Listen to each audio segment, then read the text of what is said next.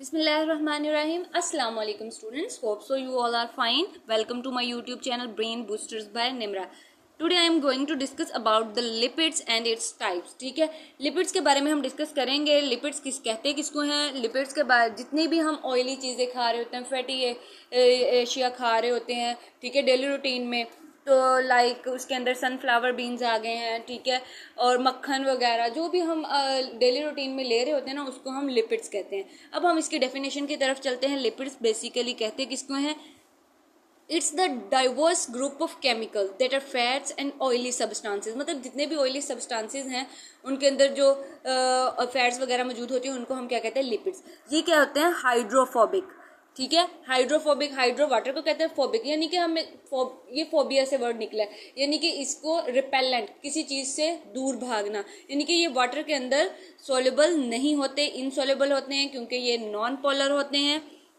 Lipids are insoluble in organic solvents. मतलब जितने भी ऑर्गेनिक सॉल्वेंट्स हैं, लाइक ईथर है, इथेनॉल है, एसीटोन है, क्लोरोफॉर्म है, बेंजीन है, इनके अंदर ये बिल्कुल भी सोल्यूबल नहीं होते. फिर नेक्स्ट जो है, लिपिड्स कंटेन कार्बन. मतलब लिपिड्स के अंदर कार्बन, हाइड्रोजन और ऑक्सीजन पाए जाते हैं एज इन कार्बोहाइड्रेट्स. मतलब जैसे कि कार्बोहाइड्रेट्स के अंदर कार्बन, हाइड्रोजन और ऑक्सीजन वगैरह पाए जाते थे, इसी तरह लिपिड्स के अंदर भी कार्बन, हाइड्रोजन, ऑक्सीजन वगैरह पाए जाते हैं. लेकिन लिपिड के कुछ प्रोपोर्शन जो है ऑक्सीजन पर ऑक्सीजन मौजूद होता है, इज मच लेस, मतलब थोड़ी मिकदार में मौजूद होता है. और कुछ के पास having only 2 oxygen atoms at one end of long molecules. कुछ लॉन्ग मालिक्यूल्स के ऊपर किसी के साथ 1 ऑक्सीजन एटम अटैच होता है और किसी के साथ 2 ऑक्सीजन एटम्स अटैच होते हैं. और कुछ लिपिड्स के साथ फास्फोरस और नाइट्रोजन बॉन्ड्स भी मौजूद होते हैं. इसकी क्लासिफिकेशन देख लेते हैं लिपिड्स की. Lipids basically classified into 3 groups, like simple lipids, complex lipids and derived lipids. अब हम आगे इनकी डिटेल्स जानेंगे. ठीक है, सिंपल लिपिड्स कैसे किसे कहते हैं. Simple lipids are esters of fatty acids with alcohols. मतलब कि जो सिंपल लिपिड्स होते हैं उनके जो बॉन्ड्स होते हैं वो ईस्टर्स बॉन्ड्स कहलाते हैं. ठीक है, जो कार्बन, हाइड्रोजन आपस में लिंक्ड होते हैं, उस लिंक को हम ईस्टर लिंकेज कहते हैं. ठीक है, उसके मतलब जितने भी ईस्टर बॉन्ड होंगे और जितने भी लिपिड्स होंगे उनके साथ एक अल्कोहल यानी कि OH group, hydroxyl group attach होगा. फिर उसके बाद सिंपल लिपिड्स जो होते हैं वो 2 टाइप्स के होते हैं, लाइक फैट्स एंड वैक्सेस. इसको आगे सब डिवाइड किया गया है. नेक्स्ट फैट देख लेते हैं. फैट्स कहते हैं कितने किसे फैट मौजूद होता है, मतलब जितनी भी तली हुई चीज़ें या फिर घी वाली चीज़ें, जिस भी चीज़ के अंदर, चाहे वो नेचुरल किस्म की हो या वो आर्टिफिशियल तौर पे बनाई हो, जिस चीज़ के अंदर ऑयल मौजूद होता है ना, उससे हम फैट्स कहते हैं. ठीक है, लाइक दूध के अंदर भी फैट होती है, मक्खन के अंदर भी होती है, घी के अंदर भी होती है, चाहे वो फैक्ट्रीज के अंदर तैयार किया गया है या वो नेचुरली प्रिपेयर किया गया है. Esters of fatty acids with glycerols. मतलब जो ईस्टर फैटी एसिड के जो ग्लाइसरोल के साथ बॉन्ड होते हैं या लिंकेज होता है वो भी ईस्टर लिंकेज कहलाता है. सॉलिड एट रूम टेम्परेचर, ये रूम टेम्परेचर के ऊपर सॉलिड. इसकी सबसे बड़ी एग्जांपल मक्खन, जो कि रूम टेम्परेचर यानी कि आम रूटीन में वो सॉलिड होता है. Some are liquid at room temperature. कुछ जो होते हैं वो लिक्विड होते हैं यानी कि पानी की हालत में, पानी जैसी हालत में होते हैं. ठीक है, and are known as oils. उसको हम ऑयल्स कहते हैं, वेजिटेबल ऑयल्स या डेली रूटीन में हम जो ऑयल वगैरह यूज़ कर रहे होते हैं. Physical state depends upon the nature of fatty acid. मतलब ये कि जो फिजिकल नेचर है उसके वो कैसा नज़र आ रहा है, कैसी इसकी कंसिस्टेंसी है, तो वो ऑयल है या फिर या कोई सॉलिड है, तो वो रूम टेम्परेचर के ऊपर कैसा लग रहा है. ठीक है, ये इसकी जो फैटी एसिड की नेचर के ऊपर डिपेंड करता है. Fats are rich in saturated fatty acids. मतलब जो सैचुरेटेड फैटी एसिड्स होते हैं, फैट्स उनके अंदर ज़्यादा तौर पर पाए जाते हैं, जबकि जो ऑयल्स होते हैं वो अनसैचुरेटेड फैटी एसिड्स के ऊपर ज़्यादा पाए जाते हैं. और ये हम सैचुरेटेड और अनसैचुरेटेड को हम नेक्स्ट अपने लेक्चर में डिस्कस करेंगे इंशाल्लाह. फूड्स, मतलब कुछ फूड जो है फैट किन किन के अंदर मौजूद होती है, लाइक फैटी मीट्स. फ़िश का मीट होता है जो उसके अंदर फैट्स बहुत ज़्यादा पाई जाती हैं. ठीक है, और फिर उसके बाद जितने भी हम गोश्त वगैरह खाते हैं उनके अंदर फैट्स होती हैं. फिर चीज़, जो हमारे पिज़्ज़ा वगैरह के अंदर या फिर हम ऑमलेट वगैरह के अंदर यूज़ करके खाते हैं। फिर उसके बाद बटर, चॉकलेट है, और जितने भी ड्राई फ्रूट्स, नट्स, सनफ्लावर के जो बीज हो गए, और हम जितने भी नट्स खाते हैं, आलमंड हो गया, अखरोट हो गया, और ये बादाम वगैरह, इन सब के अंदर फैट्स पाई जाती हैं। फिर उसके बाद कैडो के अंदर भी फैट्स मौजूद होती हैं। अब हम इसकी देख लेते हैं, इसकी डायग्राम को समझ लेते हैं। ठीक है, ये हमारे पास है ग्लाइसरोल। ग्लाइसरोल इसके नाम से ही वाज़ेह है कि इस OL से लगा लें आप कि इसके अंदर किसी भी कार्बन हाइड्रोजन के साथ एक हाइड्रोक्सिल बॉन्ड अटैच हो तो हम इसको क्या कहेंगे, एक ग्लाइसरोल। ठीक है, और ये भी हमारे पास एक फैटी एसिड की एग्जाम्पल है। फिर उसके बाद ग्लाइसरोल की एग्जाम्पल है, इसके दरमियान में ये देखें R यहाँ पे आपको नज़र आ रहा है, ये एक अल्काइल ग्रुप है और कार्बन के साथ ऑक्सीजन एटम मौजूद है, और इसके साथ एक कार्बन हाइड्रोजन चेन भी मौजूद होगी। तो इसके दरमियान में जो बॉन्डिंग हो रही है हम इसको ईस्टर बॉन्डिंग कहते हैं। ईस्टर बॉन्डिंग उस वक्त होती है जबकि कार्बन के साथ एक अल्काइल ग्रुप और साथ में ऑक्सीजन एटम मौजूद हो, और जबकि हर ग्लाइसरोल के साथ, हर कार्बन एटम के साथ एक हाइड्रोक्सिल ग्रुप मौजूद हो तो हम इसको ग्लाइसरोल कहेंगे। तो ये हमारे पास है मोनो असाइल ग्लाइसरोल। फिर उसके बाद अगर किसी असाइल ग्रुप के साथ कार्बन के साथ दो अल्काइल ग्रुप मौजूद हों, यानी कि दो कार्बन हाइड्रोजन चेन्स मौजूद हों और कार्बन एटम के साथ हाइड्रोक्सिल ग्रुप मौजूद हो, तो हम इसको क्या कहेंगे, डाई एसाइल ग्लाइसरोल। यानी कि हाइड्रोक्सिल ग्रुप से हमें पता चला कि ये ग्लाइसरोल है, जबकि हमें अल्काइल ग्रुप से पता चला कि इसके साथ दो अल्काइल ग्रुप मौजूद हैं, तो हम इसको डाई एसाइल ग्लाइसरोल कहेंगे। और अगर जिसके साथ तीन होंगे तो वो ट्राई एसाइल ग्लाइसरोल फैट्स कहेंगे। और ये हमारे पास है फैटी एसिड्स और ग्लाइसरोल। ठीक है, ग्लाइसरोल के साथ हाइड्रोक्सिल ग्रुप होता है, जबकि फैटी एसिड के साथ कार्बन के साथ डबल बॉन्ड ऑक्सीजन और इसके साथ एक अल्काइल ग्रुप मौजूद होता है।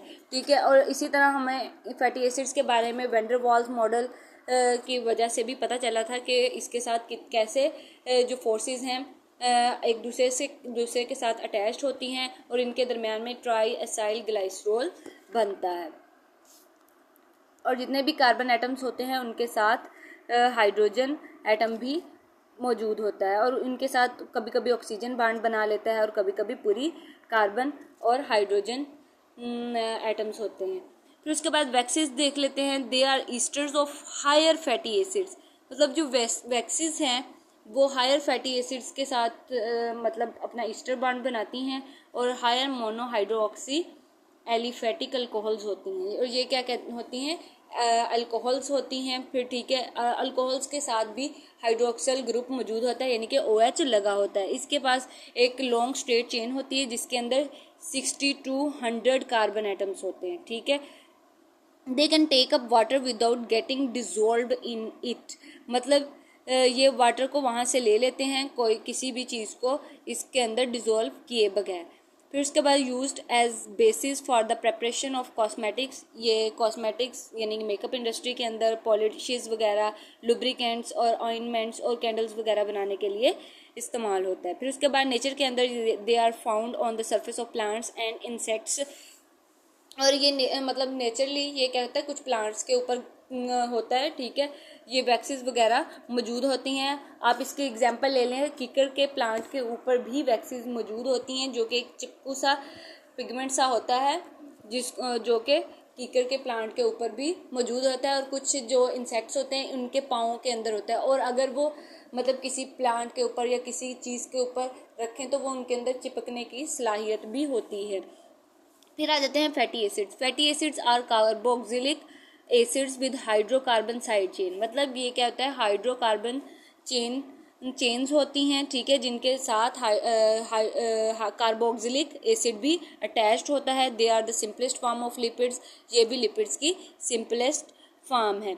आप इसकी एग्जांपल देख लें, ये बिल्कुल स्ट्रेट चेन्स होती हैं और इनके साथ एक कार्बोक्सिलिक ग्रुप होता है जिसके साथ डबल बॉन्ड ऑक्सीजन और हाइड्रोक्सिल ग्रुप अटैच होता है। ये कार्बोक्सिलिक ग्रुप है। फिर उसके बाद पिक्चर में आपको नज़र आ रहा होगा और एक बिल्कुल स्ट्रेट चेन बनी होती है कार्बन और हाइड्रोजन की, जिसे हम फैटी एसिड कहते हैं, ठीक है। और फिर अगर हम किसी भी चीज़ के साथ अल्काइल ग्रुप को अटैच कर लें तो वो ईस्टर बॉन्ड के अंदर कन्वर्ट हो जाएगा। और ये जो फैटी एसिड है ये एसेंशियल फीचर है इसके, और ये जो कि हमारे लिए बहुत ज़्यादा ज़रूरी होते हैं। फिर उसके बाद फैटी एसिड्स की अकरेंस क्या है, ये मेजॉरिटी इसकी क्या होती है, एस्टरिफाइड होते हैं and as major constituents of various lipids, और ये कुछ लिपिड्स के मेजर कॉन्स्टिट्यूएंट्स होते हैं। They are also present as a free unesterified fatty acid, ये कुछ अनएस्टरिफाइड फैटी एसिड्स के अंदर ज़्यादा तौर पर पाए जाते हैं। Fatty acids of animal origin are much more simpler in structure, मतलब जो एनिमल के फैटी एसिड्स हैं वो बहुत ज़्यादा सिंपल होते हैं in contrast to those of plant origin, मतलब प्लांट की निस्बत जो एनिमल्स के फैटी एसिड्स हैं वो ज़्यादा सिंपल होते हैं। फिर नेक्स्ट है हमारे पास इसकी जो फैटी एसिड्स की क्लासिफिकेशन है वो सैचुरेटेड फैटी एसिड्स और अनसैचुरेटेड फैटी एसिड्स हैं। फिर उसके बाद सैचुरेटेड फैटी एसिड्स वो होते हैं जिनके पास सिर्फ एक सिंगल कार्बन बांड होते हैं, ठीक है, सिंगल कार्बन बांड होते हैं, और ये क्या होते हैं, क्लोजली पैक्ड होते हैं, बिल्कुल एक दूसरे के साथ अटैच होते हैं। इनकी चेन के दरमियान अट्रैक्शन बहुत ज़्यादा होती है, इनका मेल्टिंग पॉइंट भी हाई होता है, ये रूम टेम्परेचर के ऊपर सॉलिड्स होते हैं। लाइक हम इसकी एग्जांपल ले लेते हैं मक्खन, ठीक है। Unsaturated fatty acid, unsaturated fatty acids के पास यानी कि जो कार्बन है वो डबल बॉन्ड बनाता है। फिर उसके बाद ये नॉन लीनियर चेन्स होती हैं, ये किसी मॉलिक्यूल को अलाउ नहीं करती कि वो दूसरे के साथ क्लोजली पैक्ड हो जाएं। तो ये लिक्विड एट रूम टेम्परेचर होते हैं, ठीक है। फ्यू इंट्रैक्शन बिटवीन चेन्स, इनकी चेन्स के दरमियान कम इंट्रैक्शन होती है देन सैचुरेटेड फैटी एसिड्स के। इसका मेल्टिंग पॉइंट भी लो होता है। फिर उसके बाद ये लिक्विड एट रूम टेम्परेचर होते हैं। इसकी एग्जांपल वेजिटेबल ऑयल है हमारे पास। फिर उसके बाद इसके कुछ कॉमन नेम हैं, एसिटिक एसिड, और साथ में इनके फार्मूलाज दिए गए हैं। एसिटिक एसिड का CH3COOH है। फिर उसके बाद ब्यूटायरिक एसिड, ये जो एसिड्स हैं इनके जो नेम्स हैं ये आपके MCQs के लिए बहुत बहुत इंपॉर्टेंट है, तो आप इसको अपनी बुक के ऊपर अंडरलाइन कर लें, इम्पोर्टेंट लिख लें। ये फार्मूलाज MCQs के अंदर भी पूछे जा सकते हैं और आपके शॉर्ट क्वेश्चंस के लिए भी इम्पोर्टेंट है। फिर उसके बाद कैप्रोइक एसिड है। फिर ये आपको साथ साथ इनके साइंटिफिक नेम भी लिखे हुए हैं। इनको ब्यूटोनिक एसिड कहते हैं, हेक्सोनिक एसिड, ठीक है। और इसके बाद अगर हेक्सोनिक है तो इसके अंदर इसका मतलब है 6 कार्बन होंगे। ऑक्टेनोइक एसिड है तो इसके अंदर 8 कार्बन्स होंगे। फिर उसके बाद डेकानोइक एसिड जो है, कैप्रिक एसिड इसको कहते हैं, इसके अंदर 10 कार्बन आइटम होंगे, ठीक है। ये नाम से ही वाज़िया हो रहा है और साथ में इसके फार्मूलाज भी दिए गए हैं, इनको आप MCQs के लिए अंडरलाइन कर लें। इसी तरह ये भी कुछ ओलेइक एसिड, इसकी स्ट्रक्चर क्या है, CH3CH2 CH double bond CH7COOH। ये सार्डाइन ऑयल है, ठीक है। इसके अंदर भी ईस्टर बॉन्ड, और ये आपको यहाँ से नज़र आ रहा होगा ना, ठीक है, ये डबल बॉन्ड आ गया। तो हमने पीछे पढ़ा है डबल बॉन्ड किसके अंदर होता है, अनसैचुरेटेड। अनसैचुरेटेड जो क्या होते हैं, ऑयल्स होते हैं। जिन के अंदर डबल बॉन्ड आ रहा है तो आप इसको देख लें कि ये क्या है, अनसैचुरेटेड हैं, और ये रूम लेस सोलेबल होंगे और इनका